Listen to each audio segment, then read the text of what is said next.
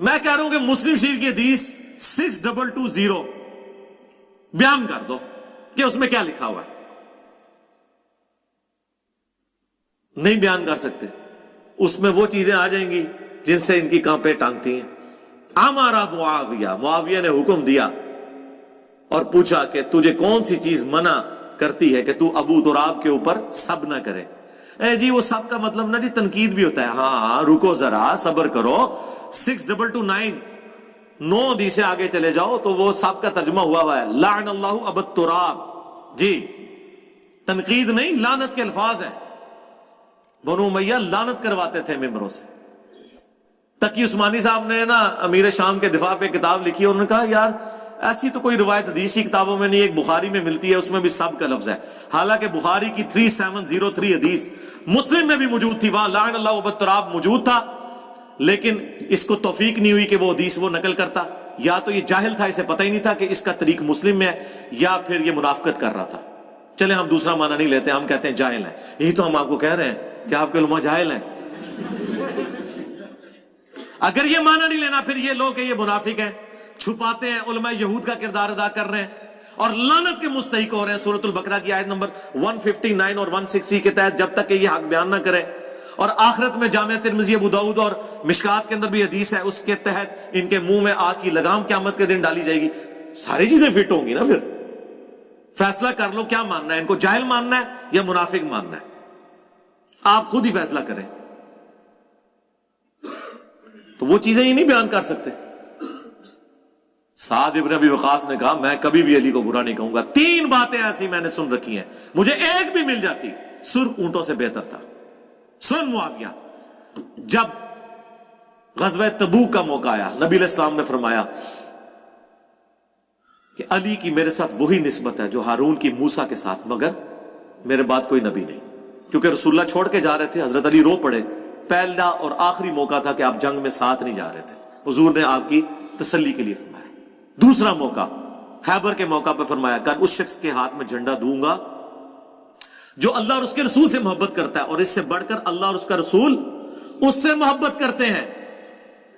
ہم پوری رات اس خوشی میں سوئے نہیں کہ کون وہ خوش نصیب ہوگا, اور صبح مولا علی کو حضور نے بلا کے وہ جھنڈا دیا.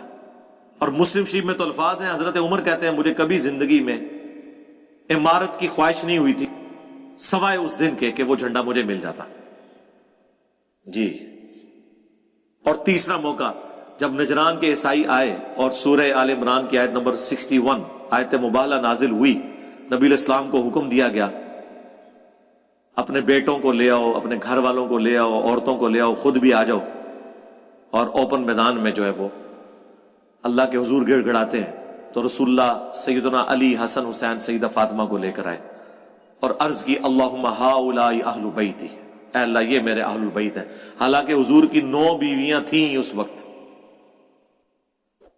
کسی کو نہیں ساتھ لے کے آئے.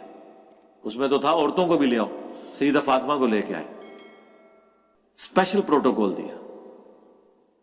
یہ 3 فضائل ہیں جس کی وجہ سے میں کبھی علی کو برا نہیں کہوں گا. اور ابن ماجہ میں تو آگے چوتھی فضیلت بھی آئی ہے, من کنت مولا فہذا علی مولا. غدیر خم کا بھی ذکر کیا. اور یہ سیم سند مسلم شریف کی سنن نسائی الکبریٰ کے اندر خصائص علی والے چیپٹر میں موجود ہے. اس میں سعد ابن ابی وقاص کا بیٹا آگے کہتا ہے کہ جتنے دن معاویہ پھر مدینہ شریف رہے, حضرت علی کی تنقیص کا ایک جملہ بھی اپنی زبان سے نہیں نکالا. ایسی ڈانٹ پلائی میرے باپ نے. لہذا امام نووی نے جو کہانی کرائی تھی نا کہ وہ فضیلت سننا چاہ رہے تھے کہ باقی لوگ تو گالیاں دیتے ہیں, آپ مجھے کوئی حضرت علی کے فضائل سنائے میں ان کو قائل کروں. کڈی دور دی کہانی. اور نووی 800 سال پہلے فوت ہو چکا ہے, اس کا حال یہ ہے حدیث کی شناسائی کا کہ وہ کہہ رہا فضیلت سننا چاہ رہے تھے. کاش وہ حدیث پڑھ لیتا سنن نسائی الکبریٰ کے اندر, پتہ چل جاتا. اس کو بھی یا پتہ نہیں چلا تو یا جان بوجھ کے اس نے کیا. یہ نووی کا حال ہے تو تسی تے آج کل دے مولویوں لے کے بیٹھے ہوئے ہو. کام شروع تو پیندا آیا بھائی. ہاں جب 2 فرقے بن جائیں نا پھر کام ڈلنا شروع ہو جاتا ہے, یہ ذہن میں رکھیے گا. پھر آپ نے دوسرے کی غلطیاں بتانی ہیں, اپنی غلطیوں کے اوپر پردہ ڈالنا ہے. یہ سمپل فارمولہ ہے. ہو جی نبی علیہ السلام نے فرمایا میرے صحابہ کو برا مت کہو. بالکل جی، ہم ہی تو اس حدیث پہ عمل کر رہے ہیں کہ جنہوں نے مولا علی پہ لعنتیں کروائی ہم ان کو بھی رضی اللہ عنہ کہہ رہے ہیں، ہم اسی پہ تو عمل کر رہے ہیں.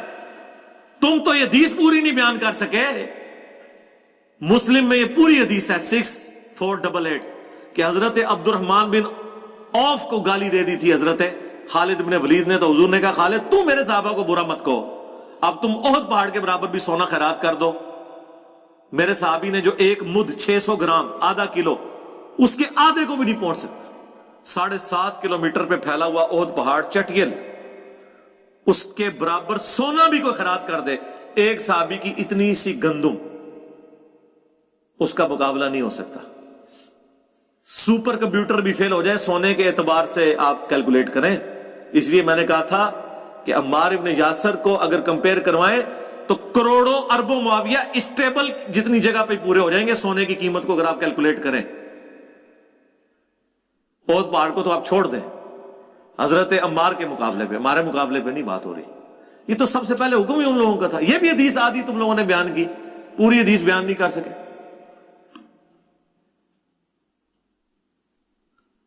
خیر اس پہ میں تو گھنٹوں بول سکتا ہوں.